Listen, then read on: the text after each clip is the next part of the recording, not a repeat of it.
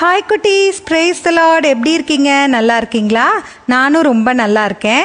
நான் இன்னைக்கு உங்களுக்கு ஜோ, ஸ்டீவ்னு 2 குழந்தைங்களுடைய கதையை சொல்ல போறேன். கதைக்குள்ள போலாமா? முதல்ல ஸ்டீவை பத்தி பார்ப்போம். ஸ்டீவ் நல்ல வசதியான குடும்பத்துல பிறந்த பையன். ஸ்டீவ் அவனுடைய அப்பா அம்மாக்கு ஒரே பையன் அப்படிங்கறதுனால ரொம்ப வசதியா வளர்க்கப்பட்டான். ஸ்டீவுடைய அப்பா பத்திரிகை துறையில ஒரு நல்ல போஸ்ட்ல இருந்தாங்க. அவங்களுக்கு ஒரு ப்ரொமோஷனோட ஒரு டிரான்ஸ்ஃபரும் கிடைச்சிச்சு. அதனால ரொம்ப ஆர்வத்தோட ஒரு புது ஊருக்கு அவங்க டிரான்ஸ்ஃபர் ஆகி போறாங்க. புதுசா ஒரு வீடு பார்த்து அதுல குடியும் ஏறினாங்க. ரொம்ப ஆர்வத்தோட ஸ்டீவ் புது ஸ்கூலுக்கு போய் சேர்ந்தான். தன்னுடைய கிளாஸ் எங்க இருக்கு அப்படின்னு தேடி கண்டுபிடிச்சு கிளாஸ்க்குள்ள போலான்னு பார்க்கும்போது கிளாஸ்க்கு வெளியில ஒரு பையன் நின்றுட்டு இருந்தான். அவன் வேர்த்து விறுவிறுத்து போயிருந்தான். தலையெல்லாம் கலைஞ்சு போயிருந்தது, ஷூவெல்லாம் அழுக்கா இருந்துச்சு, ரொம்ப டல்லா நின்றுட்டு இருந்தான். ஸ்டீவ் யோசிச்சான், ஏன் இந்த பையன் இப்படி நிக்கிறான் அப்படின்னு. இருந்தாலும் கிளாஸ்க்கு லேட் ஆயிடுச்சு அப்படிங்கறதுனால உடனே அவன் கிளாஸ்க்குள்ள போயிட்டான். ஆனா அதுக்கப்புறம் தான் அவன் நோட்டீஸ் பண்றான், அந்த கிளாஸ்க்கு வெளியில நின்றுட்டு இருந்த அந்த பையனை எல்லாருமே ஒதுக்கி வச்சிருந்தாங்க. அவனும் போய் ஒவ்வொருத்தர்கிட்டயா பேசி பாக்குறான். ஆனா யாருமே அவன் கூட பேச தயாரா இல்ல. ஏன்னா அவன் தலையெல்லாம் கலைஞ்சு போய் ரொம்ப ஷாபியா இருக்கிறதுனால யாருமே அவன் கூட ஃப்ரெண்ட்ஷிப் வச்சுக்க விரும்பவே இல்லை. அதனால அந்த பையன் எப்பவுமே டல்லா இருக்கிறத ஸ்டீவ் கவனிச்சான். அதே மாதிரி டீச்சர்ஸ் கூட அவன்கிட்ட எக்ஸ்ட்ரா கண்டிப்போட தான் நடந்துக்கிட்டாங்க. பெரும்பாலான நாட்கள்ல அந்த பையன் எப்பவுமே லேட்டா தான் வந்தான் அப்படிங்கறத ஸ்டீவ் கவனிச்சான். டீச்சர் ஒரு நாள் அந்த பையனை ரொம்ப திட்டினாங்க. எத்தனை மணிக்கு ஸ்கூல்? நீ எத்தனை மணிக்கு வர? உன் தலை ஏன் இப்படி இருக்கு? தலையெல்லாம் சீவிட்டு வர தெரியாதா? ஸ்கூலுக்கு வர மாதிரியா நீ வர? உன் ஷூவை பாரு, பாலிஷ் பண்ணி எத்தனை நாள் ஆச்சு? உடம்பெல்லாம் வேர்த்து போய் ஸ்கூலுக்கு வர பையன் மாதிரியா இருக்க? போய் வெளியே நில்லு, போய் நீல் டவுன் போடு அப்படின்னு கிளாஸை விட்டு அவனை வெளியில அமிச்சிட்டாங்க. அந்த பையனும் ரொம்ப டல்லா போய் கிளாஸ்க்கு வெளியில நீல் டவுன் போட்டு நின்றுட்டு இருந்தான். அப்ப அவனுடைய கிளாஸ்மேட்ஸ் எல்லாம் வந்து ரொம்ப கிண்டல் அடிக்கிறாங்க. நீ எப்பவுமே கிளாஸ்க்கு வெளியில தான் இருப்ப அப்படின்னு சொல்லி ரொம்ப கிண்டல் அடிச்சு எல்லாம் சிரிக்கிறாங்க. ஆனா அந்த பையன் பாருங்க, ஒரு வார்த்தை கூட எதிர்த்து பேசவே இல்லை. அவன் பாட்டிக்கு அமைதியா நீல் டவுன் போட்டுட்டே இருக்கான், ரொம்ப சோகத்தோட இருக்கான். இதெல்லாம் பார்க்கும்போது ஸ்டீவ்க்கு ரொம்ப மனசு கஷ்டமா இருந்தது. ஸ்டீவ் ஒரு பாயிண்ட்ல அவங்க கிட்ட சொன்னா, ஏன் அவனை ரொம்ப கிண்டல் பண்றீங்க? அவனுக்கு என்ன கஷ்டமோ நமக்கு தெரியாது, அதை புரிஞ்சுக்காம நீங்க ஏன் அவனை இப்படி ஹர்ட் பண்றீங்க அப்படின்னு கேட்டான். அதுக்கு அவங்க எல்லாம் சொன்னாங்க, நீ எதுக்கு அவனுக்கு சப்போர்ட் பண்ற? நீ யாரு அப்படின்னு கேட்ட உடனே ஸ்டீவ் சொன்னா, அவன் என்னோட ஃப்ரெண்ட் அப்படின்னு. அதுக்கு எல்லாரும் சொன்னாங்க, இவனுக்கு யாருமே ஃப்ரெண்ட்ஸ் கிடையாது, நீ ஃப்ரெண்டா அப்படின்னு கேக்குறாங்க.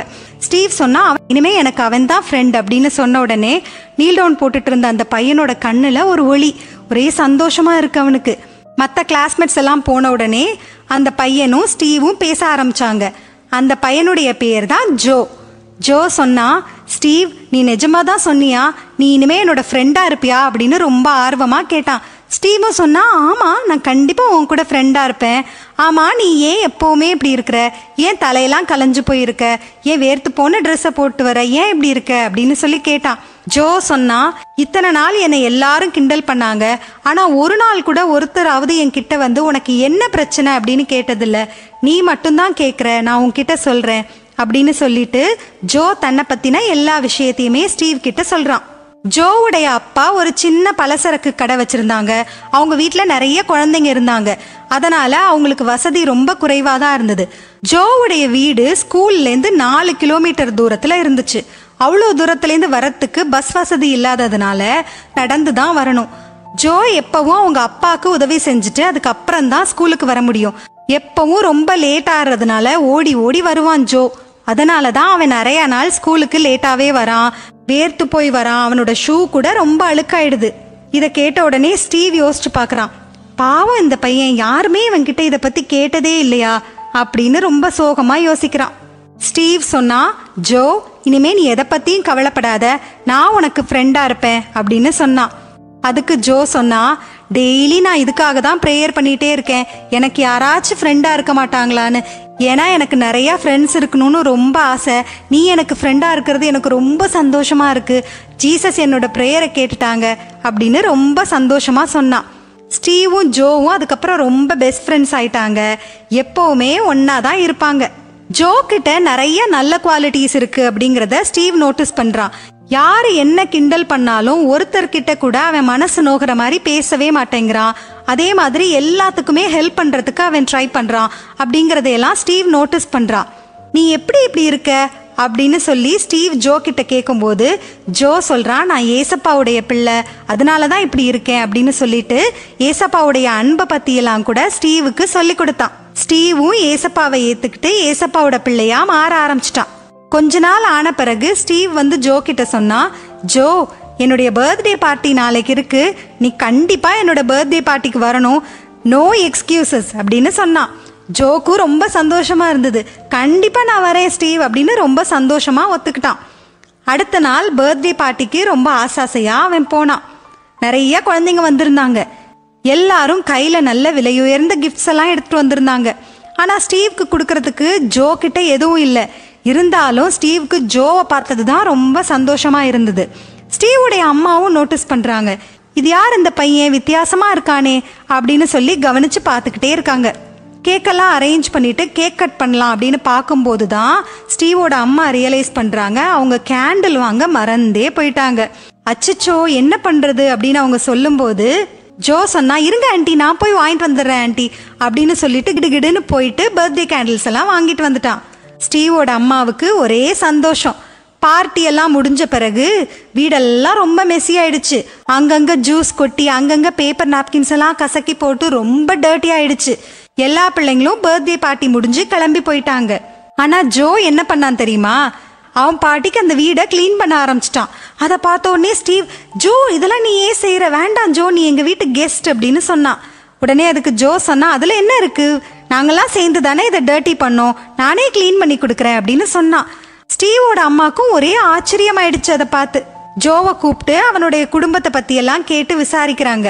ஜோவும் தன்னை பத்தின எல்லா காரியத்தையும் ஸ்டீவோட அம்மா கிட்ட சொல்றான். ஜோ டெய்லி ஸ்கூலுக்கு லேட்டா போறான் அப்படிங்கறத கேள்விப்பட்ட உடனே ஸ்டீவோட அம்மா சொன்னாங்க, ஏன் ஜோ நீ ஏன் ஒரு சைக்கிள் வாங்கிக்க கூடாது அப்படின்னு கேட்டாங்க.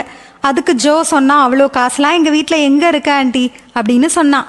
உடனே ஸ்டீவோட அம்மா சொன்னாங்க, நான் உனக்கு ஒரு ஐடியா சொல்றேன், நீ தான் நல்லா வேலை செய்றியே, டெய்லி ஸ்கூல் முடிஞ்ச உடனே எனக்கு இந்த வீடெல்லாம் கிளீன் பண்றதுக்கு, கொஞ்சம் ஜாமான்லாம் வாங்கிட்டு வரதுக்கு, காரை கிளீன் பண்றதுக்கு, இப்படி சின்ன சின்ன வேலைகள் செஞ்சு கொடுத்தீங்கன்னா நான் உனக்கு எவ்ரி வீக் 100 rupees தரேன், நீ அதை சேர்த்து வச்சுட்டே இருந்தீங்கன்னா சைக்கிள் வாங்கிடலாம் அப்படின்னு சொன்னாங்க. ஆனா ஸ்டீவுக்கு இந்த ஐடியா பிடிக்கவே இல்லை. ஸ்டீவ் அவங்க அம்மாட்ட சொல்றான், என்னம்மா நீங்க போய் அவன் இந்த வேலையெல்லாம் செய்ய சொல்றீங்களே அப்படின்னு சொன்னான். அதுல என்ன இருக்கு, இதுல ஒன்றும் தப்பு இல்லை, ஹெல்ப் பண்றது நல்லது தானே, எனக்கும் வேலை செய்ய பிடிக்கும் ஸ்டீவ், ஒன்றும் பிரச்சனை இல்லை, நானும் சைக்கிள் வாங்கிடுவேன்ல அப்படின்னு ரொம்ப சந்தோஷமா சொன்னான்.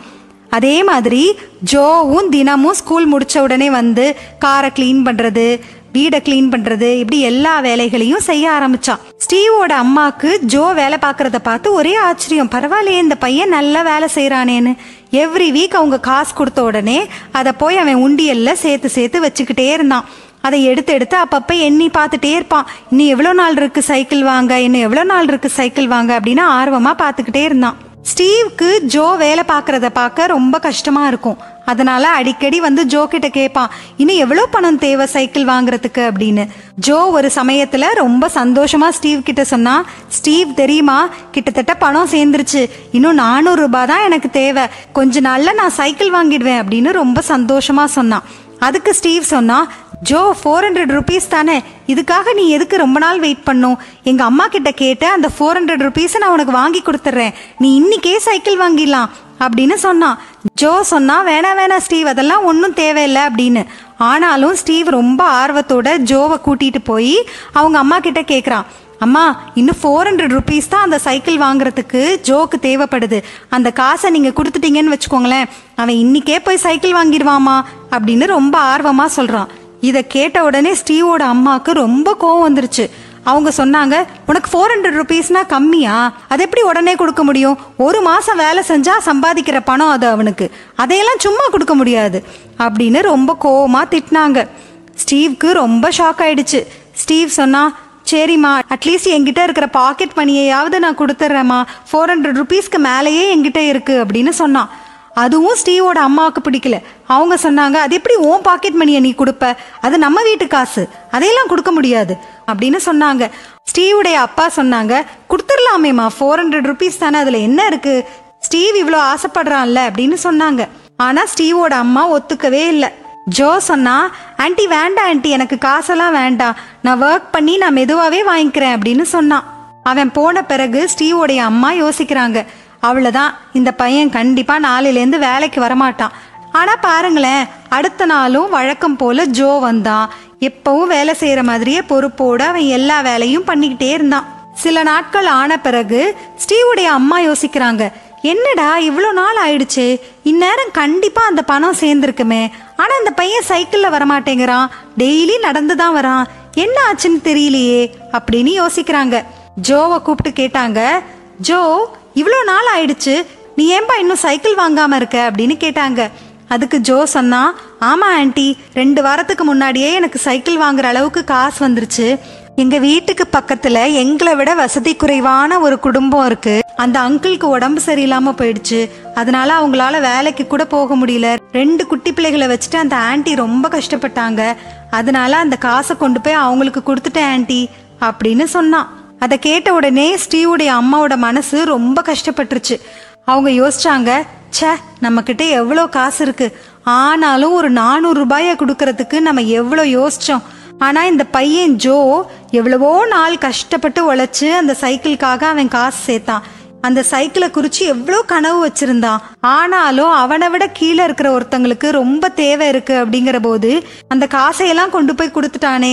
இந்த பையன் கிட்ட இருந்து நம்ம எவ்வளோ கத்துக்க வேண்டியது இருக்கு அப்படின்னு யோசிக்கிறாங்க.